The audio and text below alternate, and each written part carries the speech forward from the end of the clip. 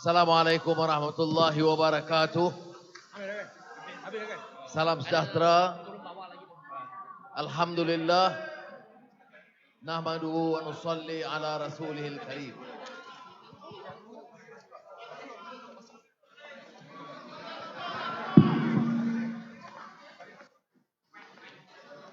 Pimpinan. Terima kasih. Surah Mas Abu Tidiluk, Surah Madius Tanggau, rakan-rakan lama saya, Kit Siang yang juga hadir, Puan Ing, Azizah, pimpinan muda dalam PH, wanita,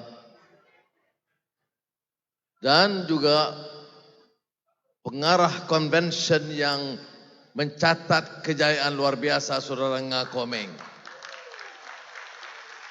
Terima kasih kepada pasukan. Perak ini negeri yang bersejarah. Bila Inggris bertapak, dia mula menawan Perak dengan perjanjian Pangkor 1874. Inggris tawan kerana melaga-lagakan elit politik raja-raja. Inggris tawan kerana melagakan Gihin Haisan dan kelompok Cina, kelompok Melayu.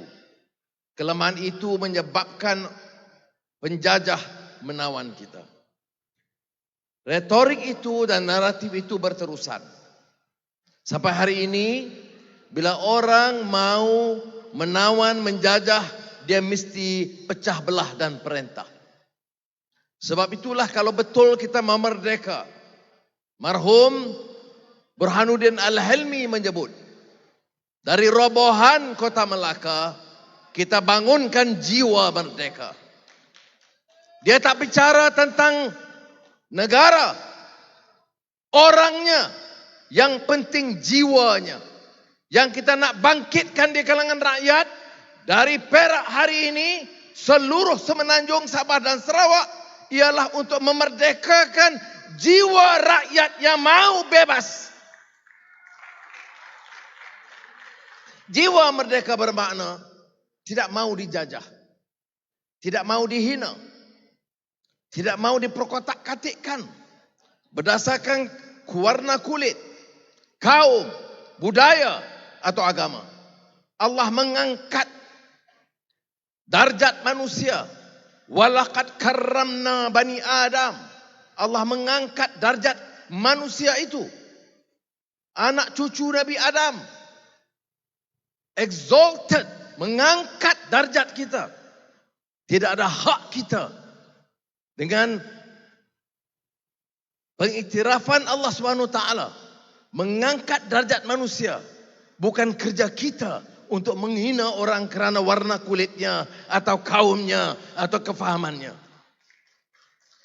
Sebab itu saya berdiri di sini dengan menegaskan semula kesepakatan kita.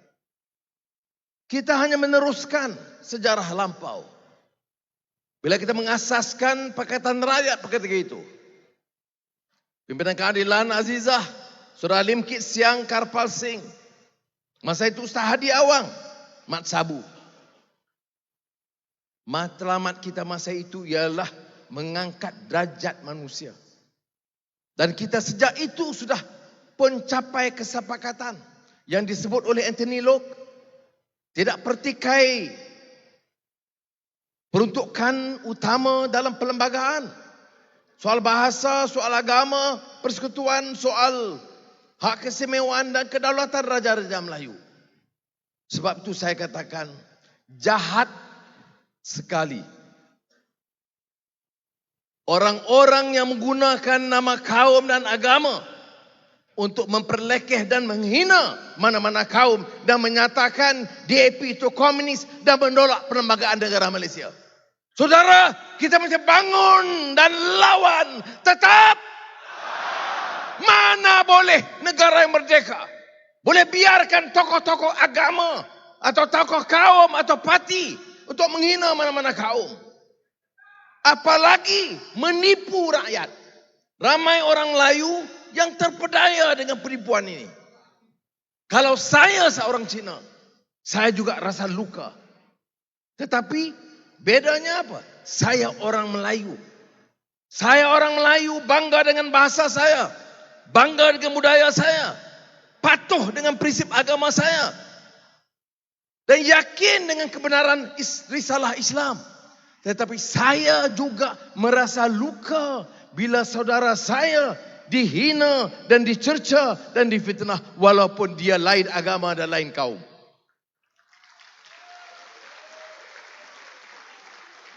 Saya sengaja bawa ini sebagai mukaddimah. Kerana saya tidak mau melihat gerakan kita ini semata-mata isu parti politik untuk rebut kuasa. Ini bukan sandiwara politik untuk rebut kuasa. Ini perjuangan menegakkan kebenaran, memuliakan insan dan mengangkat martabat rakyat Malaysia. Ini bedanya Pakatan Harapan dengan Perikatan Nasional dan Barisan Nasional. Ini bukan concert of the rich and powerful to secure power at all cost, to bribe, insult dan mainkan agenda kaum dan agama. Sebab itu saudara, naratif ini harus jelas di kalangan kita. Kita tidak mampu tewas atau kalah dengan mainan politik jahat ini. Kerana yang sengsaranya bukan keadilan atau DAP atau amanah atau hukum. Yang sengsaranya adalah rakyat pelbagai kaum dan agama di negara kita. Ini saya nak sengaja saya tegaskan supaya kita yakin yang kita nak lakukan inilah selamatkan negara kita. Orang yang rasa kecewa bila dilemparkan dengan bukti, ditelanjangkan mereka dengan fakta, kerakusan kuasa, elit politik yang guna kedudukan mereka untuk memperkayakan diri mereka. Satu keluarga pemimpin dan menteri, kayanya bukan puluhan juta, ratusan juta dan berbilion ringgit. Bagaimana dia menangkis? Dengan fakta? Tak mungkin. Dengan alasan? Tak mungkin. Dia akan menyerang dari sudut kaum, warna kulit dan agama. Ini yang berlaku dalam negara kita. Seorang menteri meninggal dunia. Kita tidak tahu sehingga terbongkar di mahkamah istrinya berebut harta pusaka dengan ibu mertuanya. Ibu menteri dengan isteri menteri berebut, terbongkar kisah. Rupa-rupanya menteri ini yang bicara hidup Melayu, martabat Islam, rupa-rupanya punyai kekayaan 2 bilion ringgit. Kita tidak tahu, hanya terbongkar di mahkamah. Seorang menteri. Bagaimana mungkin ini berlaku? Kerana penyelewengan dan rasuah. Saudara, apa artinya politik dan kuasa? Apa artinya keadilan? Apa artinya Melayu? Ketuhanan Melayu. Bila rakyat Melayu yang majoriti terpinggir dan miskin dan pemimpin Melayu pelahap harta begitu banyak. Kita ada jiran Melayu yang miskin. Di semenanjung tanah Melayu, majoriti yang miskin Melayu. Tapi di kalangan termiskin juga etnik India dan orang asli. Ini tak lagi kita bandingkan dengan golongan suku kaum Penan, Kadazan, Bajau, Dusun, Murut, Bedayuh yang mengalami masalah yang sama. Jadi saudara, saya tekankan ini supaya kita yakin dari parti-parti yang kita wakili ini, yang kita nak selamatkan ialah negara kita dari kebobrokan, rasuah dan penindasan. Mesti ada tekad politik yang cukup kuat. Di beberapa sidang saya suka dengan pidato-pidato kemerdekaan. Soekarno bila merdeka janjikan jambatan emas bagi rakyat yang di bawah jajahan Belanda, merdeka dengan membina jambatan emas, satu negara yang bebas dan rakyat bebas daripada kemiskinan. Janjinya jambatan emas, pidatonya memukau, hasilnya tidak ke mana. Jawaharlal Nehru dalam pidato hebat, Tryst with Destiny, menyatakan dengan detik jam 12 maka sejarah baru dilakar di India. Rakyat merasakan kebebasan, keadilan dan harapan baru bagi mereka. Ada kejayaan, ada kerusakan, ada rasuah, ada faham perkauman yang juga meningkat. Sejarah harus mengajar kita. Bapak kemerdekaan Tunku Abdul Rahman Putra Al-Haj almarhum menjanjikan Persekutuan Tanah Melayu yang merdeka, liberal, demokratik, menjamin kesaksamaan semua bangsa-bangsa. Pada masa itu disebut bangsa-bangsa dalam negara kita. Tanggung jawab generasi kita ialah menterjemahkan idealisme itu dalam kenyataan. Dan saya mau hal ini menjadi tunggak dan tunjang semangat perjuangan kita. Siapa yang tidak tahu tentang rasuah, LCS, 1MDB dan puluhan yang lain? Apa jadi nasib kepada rakyat ini? Pemimpin, Perdana Menteri silih berganti. Hasilnya isteri, anak, menantu kaya raya. Tanpa kecuali. Lihat Pandora Papers. Menteri Kewangan, mantan Menteri Kewangan, Perdana Menteri, mantan Perdana Menteri. Silih berganti, berkuasa dan merebut khazanah negara. Saudara, 19 hari bulan November ini, kita mesti bertekad hentikan kerusakan negara kita.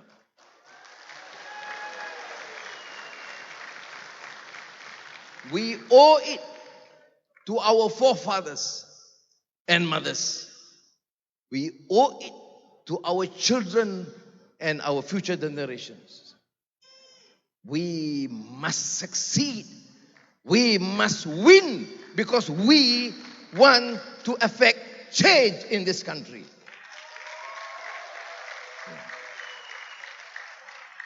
Jadi sebab itu saudara kena yakin dengan hal ini. Masalah rakyat, masalah utama rakyat, harga barang. Bagaimana dalam negara, sebuah negara, gaji dan upah tak meningkat, harga barang terus meningkat. Telur ayam, minyak tak ada. Kalau ada mahal. Bawang putih, bawang merah, cili. Sebut saja. Dia menyiksa rakyat, saudara. Kalau benar kita ini menyuarakan aspirasi dan perjuangan rakyat, kita yang harus bangkit dulu. Kita yang harus membolehkan dulu sebelum ada makna kepada slogan Malaysia dan kita boleh. Kita itu boleh kerana elemen sedar harus bekerja dengan sungguh-sungguhnya melakukan perubahan ini. Bagaimana mungkin kita bebaskan rakyat? Sebut Felda, FGV tipu. Velcra, wang hilang. Mara, wang hilang. Kontrak UiTM, commission. Kontrak elektrik untuk sekolah, termasuk sekolah desa di Sabah, Sarawak pun ada commission. Mat Sabu tak setuju istilah commission. Kerana mana ada commission sampai 180 juta. Ini yang saya sebut dulu. Orang besar, orang kaya, pemimpin-pemimpin ambil puluhan juta, namanya commission. Orang susah, polis, pegawai rendah, ambil RM50, namanya corruption. Commission halal, corruption haram. Kepala otak engkau. Sebab itu sudah kena bawa perubahan ini. Sebut saja tentera. Termasuk bantuan orang miskin. Kalau ikut laporan Ketua Audit Negara, masih ada keterisan. Isu perumahan tidak telah selesai. Janji puluhan ribu, 40 ribu. Umum tiap tahun 60 ribu rumah baru. 200 ribu rumah baru. Ada prima, kos meningkat kerana komisen sangat tinggi. Sudah, kita boleh luahkan ini semua. Tetapi kita mesti jalankan dan laksanakan program. Dan mohon mandat dikembalikan. Tak perlu merintih langkah syaratan dan pengkhianatan. Sekarang ini musim dan masa kita untuk menumpaskan, menghumban pengkhianat-pengkhianat dari politik tanah air. Saudara-saudara, saya mula dengan Perak. Penjajahan Pangko, penjajahan Inggris. Dan hari ini kita lihat di Perak, suatu usaha menyuntik semangat yang baru di kalangan rakyat. Ya, saya salute luar biasa. Bukan saja kehadirannya ramai, semangatnya tinggi. Kalau dipertahankan 1 bulan, saya yakin insya-Allah kita menang dan menang dengan bergaya. Sebab itulah saya merasa juga bertanggungjawab. Guan Eng mengepalai pasukan menawan Pulau Pinang dan bertahan di Pulau Pinang dengan cukup bergaya sehingga sekarang di bawah Chow.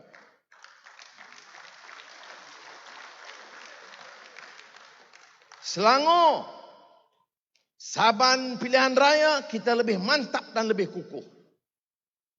Negeri Sembilan dengan majoriti kecil, Susah Agung DAP bertanggungjawab untuk meningkatkan majoriti itu lebih besar. Saya mau Perak bersama, maka saya akan terjun dalam politik di Perak ini.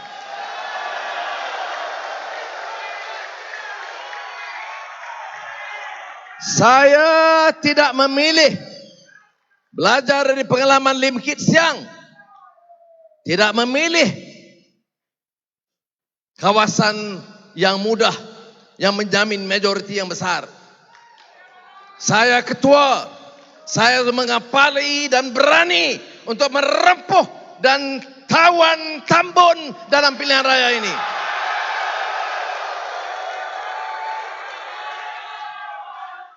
Dan saya mau rakan-rakan di Perak, Kedah,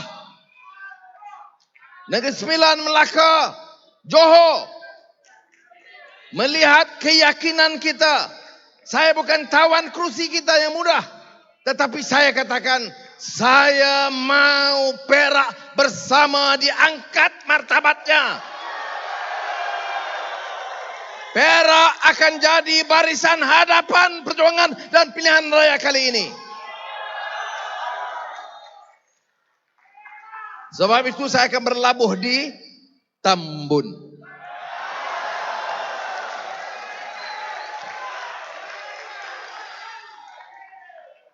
Mak Sabu sebut titah tuanku Sultan Perak. Berulang kali, julung-julung kali dalam sejarah, kita lihat ketegasan tuanku yang sebenarnya bosan dengan sikap kerakusan, gelojoh tokoh-tokoh politik. Malu kita kalau jadi orang politik yang disamakan dengan mereka. Jadi saya nak beritahu dan persembahkan kepada tuanku Sultan Perak bahwa kami sampai di Perak ini sama-sama untuk membersihkan politik negeri Perak ini dari gelojoh yang begitu rupa. Perak punya potensi. Perak punya potensi sehebat Pulau Pinang atau Selangor. Beri mandat kepada Pakatan Harapan. Tawan kawasan-kawasan parlemennya. Dan kita angkat Perak sebagai gergasi ekonomi baru.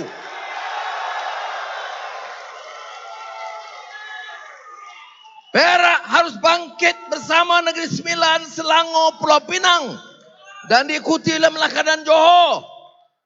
Sebagai gergasi ekonomi. Rakyat dahagakan pimpinan yang punya dasar ekonomi yang jelas. Menarik pelaburan.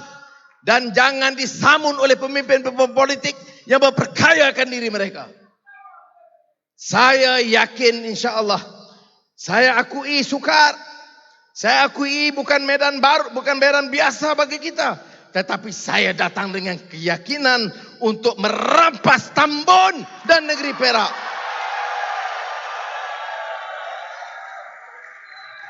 Ya. Walaupun saya tahu tokoh-tokoh besar di Perak pun ada di sini. Jadi saudara, ini kesediaan saya. Tunjuk bahawa tidak mustahil. Kerana kita yakin dengan kesedaran rakyat. Kita tahu dengan nasib rakyat di bawah. Kita tahu upah hidup gaji mereka. Kita tahu harga barang. Kita tahu mutu pendidikan. Kita tahu kemudahan kesihatan. Dan ini kita ikrar insya-Allah kita robah supaya pemimpin-pemimpin jangan guna kuasa mereka untuk memperkayakan diri mereka. Saudara bagi mandat kepada saya ucap terima kasih. Tapi saya nak bagi tahu, kalau mau Anwar jadi Perdana Menteri, jumlah jemaah menteri mesti dikurangkan. Pertama, gaji Perdana Menteri dan menteri-menteri mesti dikurangkan jauh lebih rendah daripada sekarang. Kita bisa bermula dari atas seperti mana peta Cina rusak ikan dari kepalanya. Negara ini rusak dengan kepala-kepala pemimpin politik. Sebab itu kita harus mula dari atas. Saudara bagi mandat, saya ucap terima kasih. Tapi mandat kepada Anwar itu mandat dari rakyat. Dan saya mesti buktikan pemimpin mesti pegang amanah membela nasib rakyat. Mesti kemukakan contoh yang terbaik. Rakyat hidup susah. Derita dengan upah yang rendah. Kemudahan anak-anak tak terkawal. Kemudian kesihatan ibu bapa tak terurus. Maka biar saya bagi jaminan di sini. Kalau diizin Allah SWT, 20 hari bulan saya dinobatkan sebagai Perdana Menteri. Yang pertama saya lakukan, potong gaji allowance Perdana Menteri itu sendiri.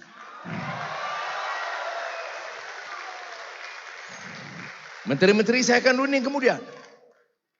Tapi untuk Perdana Menteri, saya nak bagi tahu, kalaulah keadaan ekonomi seperti ada sekarang, saya tak sanggup ambil gaji sebagai Perdana Menteri. Ya. Saudara lihat saya di bagaimana orang hidup di kampung, kawasan nelayan, peneroka kecil, peniaga-peniaga kecil, pekerja kilang. Kita harus kemukakan barisan pimpinan yang kasih kepada rakyat. Dengan cara itu rakyat akan kasih kepada kita. Jadi, seperti saya sebut, ini juga dalam falsafah Confucius. Dia kata principle of reciprocity. Misi timbal balik. Keutamaan kita, ekonomi. Saya percaya dengan pengalaman Pulau Pinang dan Selangor, mereka boleh bantu Perak untuk mengangkat kedudukan Perak seperti sewajarnya. Tidak hanya dalam keadaan seperti mana sekarang. Ada upaya hanya rebut jawatan. Okey, dia rebut, dia dapat. Dari Mahathir, turun ke Muhyiddin. Dia dapat jawatan, tambah menteri. Kehidupan rakyat, tak terurus. Dari Muhyiddin, dapat Kamail. Menteri bertambah. Penasihat Perdana Menteri bertambah. Nasib rakyat, tak ke mana juga. Dasar ekonomi, tak menentu. Pelaburan, tak datang. Keyakinan, tidak ada. Doakan insya-Allah. Dari Ismail sampai kepada Anwar, kita robah landscape politik dan ekonomi negara kita. Saudara, kita mesti yakin. Kita mesti yakin, saudara. Ini yang dikatakan courage of conviction. Keberanian dan tekad karena keyakinan kita. Terima kasih banyak atas kehadiran yang begitu hebat. Terima kasih barisan pimpinan Perak yang membantu. Reformasi. Lawan tetap. Lawan sampai. Pakatan. Pakatan. Kita. Kita. Kita.